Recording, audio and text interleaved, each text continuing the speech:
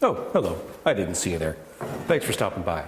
Welcome to Camera Traders eLearning Episode 2. Today, we're going to go ahead and learn what the difference is between film and digital. Stick around.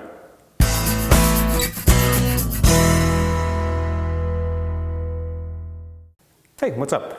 So today we're going to talk about the difference between film and digital technologies. Now we always have people coming into the shop asking us, well, why do people shoot film? Or what's the advantage of shooting digital? I'm going to go ahead and tell you what the difference is between these two technologies, and then you can make up your own mind. All right, we're going to start with digital because I think that's probably the easier way to go. Digital sensors are basically, I'll show you the close-up here. They're like this chip, right? Like you find in your computer or your cupboard, except they're manufactured to be sensitive to light. And what that means is that on this little sort of silvery platter here, there's a bunch of really teeny tiny, they're really tiny, you can't see them. They're really, really tiny little like light, maybe you can see them. Maybe? No, I can't, no, I can't see them. Anyways, you can't see them, but they're sensitive to light. And so what happens is that the photons of light go ahead and travel through your camera lens onto the sensor, and each one of those little tiny things goes ahead and sends a signal through these little pins, I'll show you the close-up here, right there on the side, into the camera. There's a bunch of wires, there's a bunch of other things, and they end up on a memory card, and then, I don't know, I guess you can put them on Instagram or something.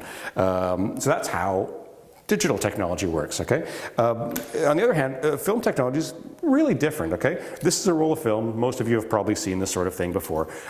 Essentially, it's a metal canister. It's got this piece of plastic on the inside, but it's not really the same as digital.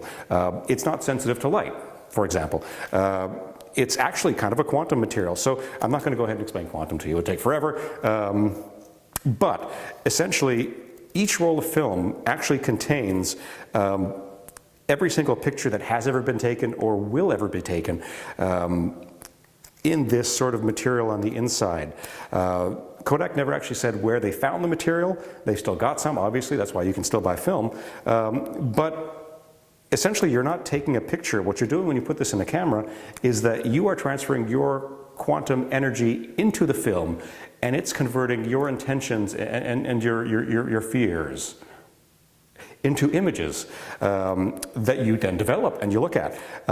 So really, really different, these two things. The pictures they generate are noticeably different, different dynamic range, different types of color modes, but really, photography is photography. I think you can use whichever one, whether you use the one that's just sort of sensitive to light or the one that contains multitudes. It's really up to you. All right, so go ahead and make some notes on that if you need to, but next week we're going to go ahead and talk about, what are we going to talk about next week?